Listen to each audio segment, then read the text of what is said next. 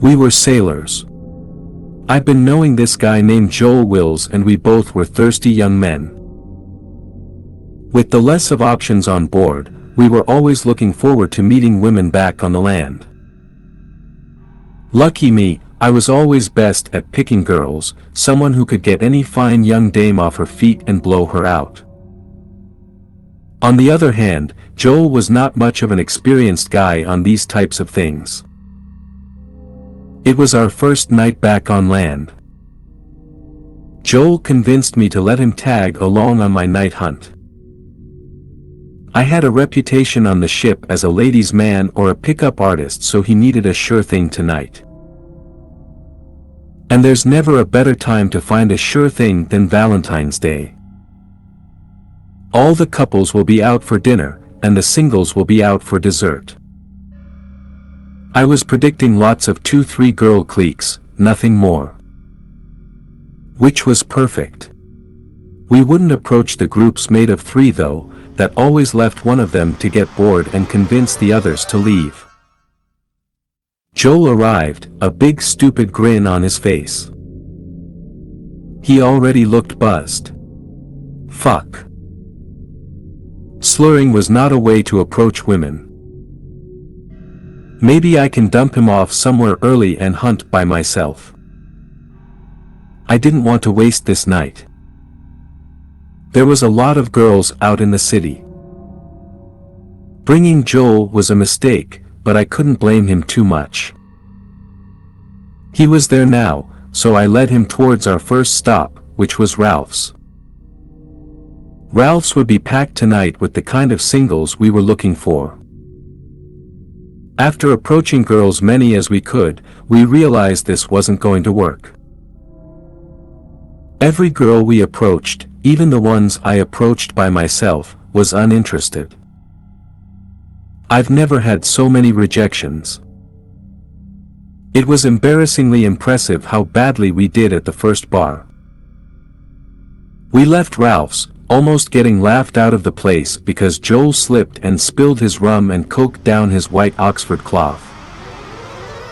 He took the shirt off outside and chucked it in an alley. He was now walking around in a windbreaker and a crew neck t-shirt. The next 2 bars were the same, only worse. Joel got drunker and less intelligible. I needed to pull the chute. It was just past midnight now, and I should have poured this guy into a cab and tried to pull a late-night scramble for the remaining prey. However, we ended up at the White Rabbit and missed the DJ I wanted to see. The bar was just playing lounge music now, and there were only groups of couples hanging around. I was tired and drunk, and Joel was about to slide into unconsciousness. Then I saw them.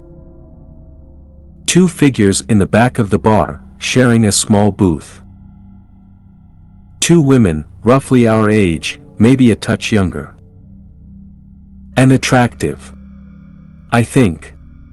This was one of those bars that were way too darkly lit, so it was difficult to tell who was good looking or not. I guess that's why they say blind people have better sex. Either way, these 2 were our last kick at the cat. There was a brunette and a redhead. Although, the redhead looked like she was wearing one of those bob-cut wigs. They were staring at Joel and me. One of them, the brunette, locked eyes with me. Then she broke, looking at the ground now. Bingo. That's the sign, she's interested. I got up, telling Joel I was going to the bathroom. I hooked around the bar and made my way over to the booth. I introduced myself to the girls and asked if this was the singles table and if I could join. They smirked at each other, giggled, and motioned to take a seat.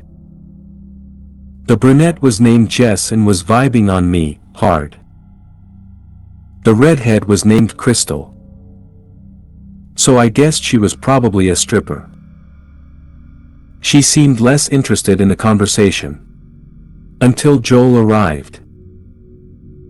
From his drunken puddle across the bar, Joel noticed I was at the booth with the girls and flew in. Crystal pulled him down beside her, getting very close and friendly. Jess ordered a round of tequila shots, and our world started to spin. Joel was somehow still functioning, and he accidentally pulled on Crystal's hair. It was, indeed, a wig, only there wasn't hair under it. It was just skin.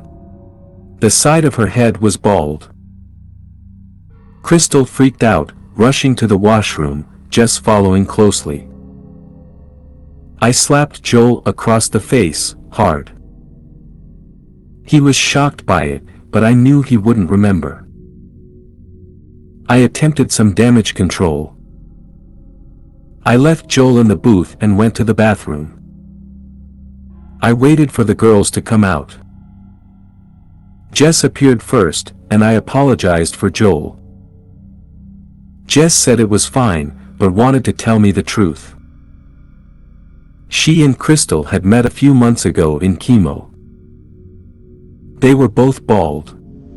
Both were in remission. Crystal came out and asked if Joel and I wanted to come back to their place to eat. I asked them if they were sure they wanted Joel to join, and they both nodded. I half-carried Joel out to a cab we all piled into. About 30 minutes later, we were pulling up in front of an old, pre-World War II apartment building. I wasn't familiar with the neighborhood, and this was about as far north as I'd gone on the island. Joel passed out for the whole drive, but woke up when we arrived and seemed to have a second wind. The girls' apartment was on the 3rd floor. No elevator, so we took the stairs.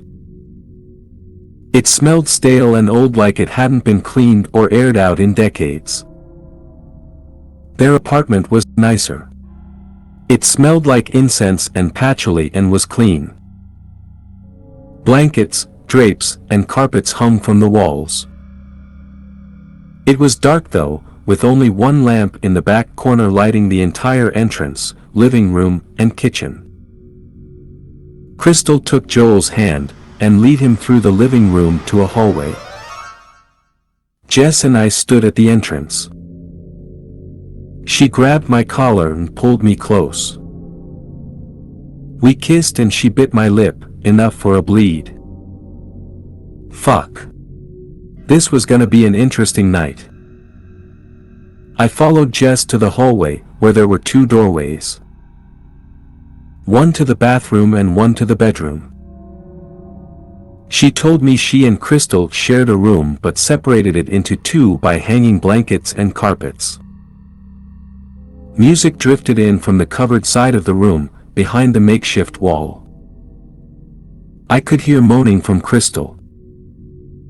Jess opened a bottle of red wine and poured us each a glass.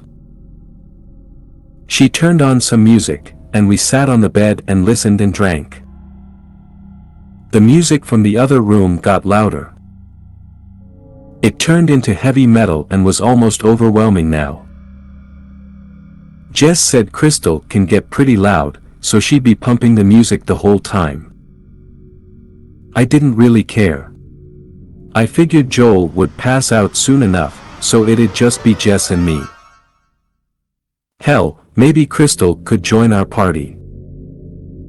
We were sitting on Jess's bed when she climbed onto me. My wine was awkwardly still in my hand, so when she swung her leg over to straddle me, it shattered the glass and wine sprayed the sheets. She laughed and didn't make an issue of it, but got up to find the dustpan for the glass. While she was gone, I decided to strip the bed, and pulled the sheets off. But, I really wish I hadn't. The mattress was filled with stains. And I don't mean stains, as in there were a couple of dots. The mattress was covered in huge blotches on top of other blotches of stained fabric. Stains of a color I knew too well. That brownish red color screamed dried blood. The different shades made me realize these stains were all from different times. In fact, multiple times. Then I noticed the handcuffs, covered in dried blood. The bed was an old, metal frame, with tall legs that reached up to the ceiling. Each one of the legs had a set of cuffs locked to it. I heard a floorboard creak behind me. Before I could turn, I felt a crack at the back of my head. Glass from the wine bottle shattered around me. And everything went black. Sounds drifted in, bringing me back to consciousness. It was that heavy metal rock again. But it was quieter. Thank God. My head was throbbing. My eyes opened and I was alone on the bed, naked. But the blankets and carpet separating the two bedrooms had been pulled down, and I could now see into Crystal's. Vomit rushed up my throat. Joel was tied, ankles and wrists, to the 4 posts of Crystal's bed. His abdomen was covered in blood, and his chest was ripped open and exposed. I could see the bones of his ribcage jutting out in different directions like a blooming onion. Crystal was kneeling over him, cupping blood from his empty chest cavity and washing her face with it. But it wasn't Crystal. At least not the one we met. Her wig was gone, and she had frightening, open sores along the top of her scalp. I couldn't see much more, the rest was in shadows. There was the creak again. My attention turned back to the room I was in. And Jess stood in the doorway, naked. Her wig was gone too, and she had the same open sores on her scalp. Her eyes had sunken back into her skull, and reflected like a cat's in the night. Her lower jaw jutted outward, creating a frightening underbite with teeth that were there. Her arms looked like they had elongated, her claw-like hands now hanging down below her knees. What the fuck was this thing? Jess, or whatever, approached the bed. I tried to get up, but found my wrists and ankles cuffed to the bed legs. I struggled and pulled, but the metal wasn't bending. Jess crawled onto the bed, and straddled me. She dragged her nail down my chest, opening the skin and exposing my rib cage. Crystal was now present, watching with a smile. Jess pulled my chest apart, and the last thing I remember before passing out, was her biting into my still beating heart.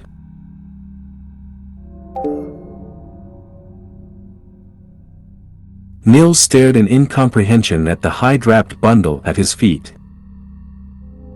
A part of him, the cold, rational pilot buried beneath his primal instincts, registered the sharp bite of the cold on his nose and fingertips, already flirting with frostbite. He knew exactly what he should do: close the door, seal the thermal edges, find one of the great heaters or, better yet, the central furnace, and warm his core and extremities. He should call for help. Katinka was in the kitchen, her relentless clattering of pans and punk music audible even now, or Sergio, hacking his lungs out in the bathroom down the hall. Those actions made sense. But the extra step, the question of what to do with the bundle, paralyzed him. The bundle was large, spilling over the concrete porch on either side, and looked heavy. Yet, his rational mind, fighting a losing battle, noted the absence of drag marks in the surrounding snow. Someone had carried it here. Someone large, judging by the wide gaps in the tracks. That fact alone dissuaded him from bringing it inside. It was almost certainly a 2-person lift, and touching it barehanded in this weather was a guaranteed way to lose skin. Leaving it outside seemed logical until he felt eyes on him. Someone was watching, their gaze a palpable weight. They were hiding, lying very still, calculating their next move. Would closing the door be seen as rejection? The 3 sharp raps that had summoned him to the doorway hinted at intelligence intent. Nils had assumed it was Tigwak, back early from his rounds. Now, his eyes darted from one hiding spot to another. The vehicle shed was shut tight. Tigwak's plow tracks were the only signs of life. A blue tarp flapped at the shed's edge, its metal eyelets tapping rhythmically against the structure and against Nils' nerves. The further storage shed's windows were opaque with frost. Someone could have slipped in around the back and be watching him from there. No, they had to be farther out. The tracks led to the door and turned straight around. Nils had once loved this terrain. The boulder-pocked hills rising from the sullen gray sea had captivated him when he first arrived. In the summer, he spent his leisure time amongst the stones, indulging his youthful fascination with geology. Some formations were particularly curious, isolated dark monoliths in a field of cream-colored rock, weathered in a way that seemed deliberate. He had a collection of drone photographs in his room, hoping to map them out one day. He'd loved the snow, too. Unlike most of his colleagues, he'd had a reasonably happy childhood and found joy even in the isolation of this frozen landscape. Each snowfall felt like a gift, no matter how frequent. But now, for the first time, the snow terrified him. The sun glared brightly, forcing his watering eyes to scan the landscape in stinging increments. Their survival instructor's voice echoed in his mind, back and forth, like a typewriter. It was a technique meant for searching for a man overboard or someone lost in the cold. Nils couldn't feel his fingers or the wind slicing through his thin pajamas. The screeching panic of his primal brain told him to run now. But his rational side, holding the handbrake, demanded to know what he was fleeing from. This hesitation would eventually kill him. He kept staring, his eyes narrowed against the glare, at the glittering expanse. Tigwak had flattened much of the terrain around the station, carving out a road canyon, really through the 2-story drifts to the shuttered boathouse. What had once seemed mundane now loomed menacingly. The alternating freeze and thaw had created treacherous depressions, slick slopes, and collapsed burrows around the boulders. Anything could hide out there. There. Movement. A trick of the snow melting. There. A fox darting through the drifts. But what had startled it? Nils followed the fox's path to one of the largest standing stones. Its crown jutted defiantly above the taiga, and a collapsed drift at its base had formed a natural cave with a glittering blue roof. He saw nothing at first. Then, he saw it. A hand. It couldn't be. It was absurd. They'd laugh at him later when he told them. The nearest human settlement was over 100 miles away, and everyone from their 7-person crew was accounted for except Tigwak, whose snowplow's green pennant waved merrily in the distance. It couldn't be a hand. But it was. Enormous, with hair creeping down to its knuckles. A hand that size would belong to something colossal. Nils' rational brain began babbling excuses. It's just shadows. Driftwood. A trick of the light. But then the hand moved. It raised itself from the rim of its icy tunnel, an arm stretching into the darkness beyond. And it beckoned.